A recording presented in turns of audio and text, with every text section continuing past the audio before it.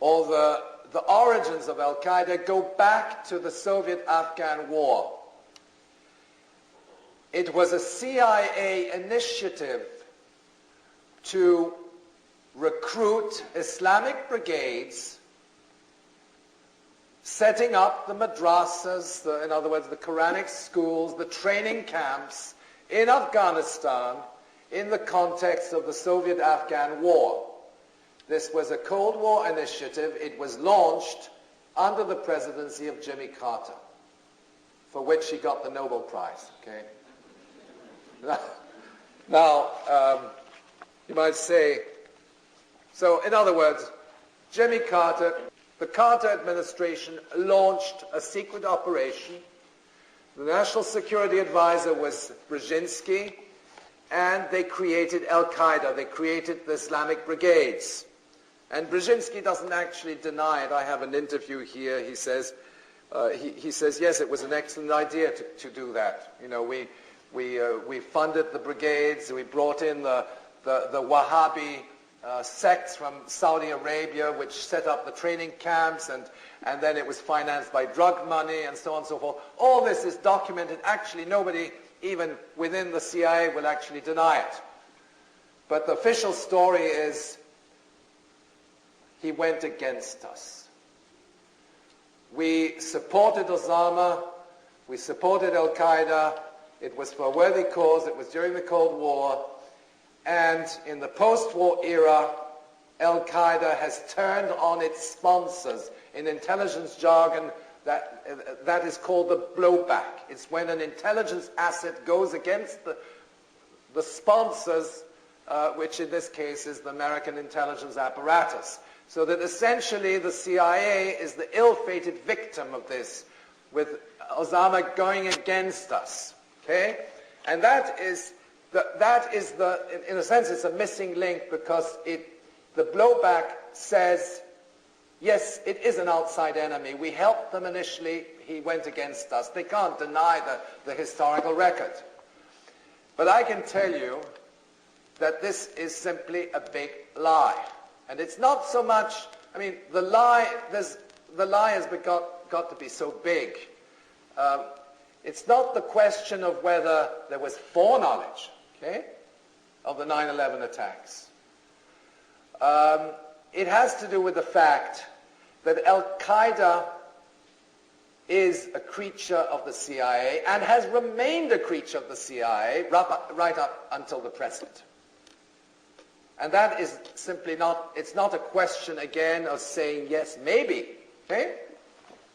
It is something which is so well documented from official sources. Now, I'm going to read you a quote, and I would like you to guess the source of this quote. Okay? It refers to the early to mid-90s in Bosnia-Herzegovina, where, as you know, Al-Qaeda was active in supporting the Bosnian Muslim army, bringing in mujahideen and weapons financed by various sources, but essentially this was part of Al-Qaeda.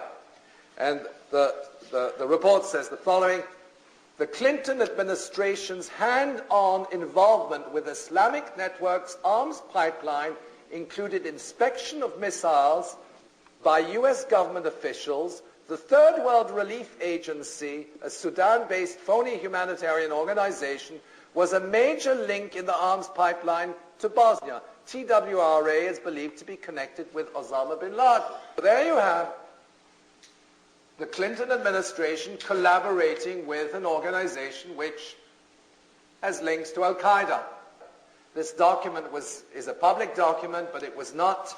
They decided to keep it, more or less private to themselves, because they wanted to discredit Clinton for his affair with Monica Lewinsky. Okay, and I know that there was discussion within the Republican Party to trigger an Osama Gate, a Bosnia Gate, Osama scandal, which would then backlash on the Clinton administration and accuse Clinton of collaborating with Islamic terrorists. Okay? A bit like the Iran-Contra scandal. And it was decided within the Republican Party not to pursue that particular course because that was their course. That was the continuity of foreign policy right from the beginning. Okay? And it could backlash and it would destroy the continuity. So they preferred to go for the easy Monica Lewinsky scandal, which would denigrate and discredit the administration for something which is admittedly not as serious as collaborating with the terrorists. Okay? But I mean, we have numerous evidence. We have many points of evidence of collaboration between agencies of the U.S. government, the military and intelligence in particular, on the one hand, and the Al-Qaeda network. These do not date back to a bygone era. Now, what's the source of this document? It's the Republican Party. In other words, the Republican Party, it's a 1997 document. In 1997, the Republican Party was accusing the Clinton administration of collaborating with Al-Qaeda.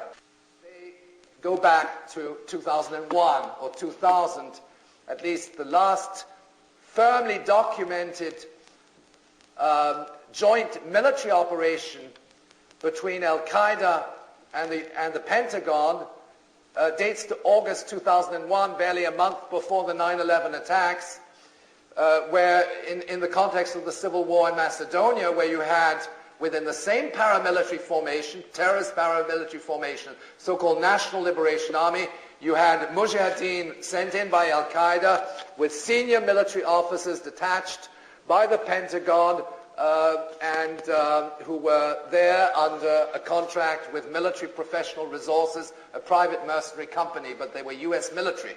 Okay? And they were working together. We have the photographs and we have statements by the Macedonian Prime Minister which actually accuses the United States of supporting terrorism. And there's absolutely no doubt that these things took place. And we have congressional records and so on.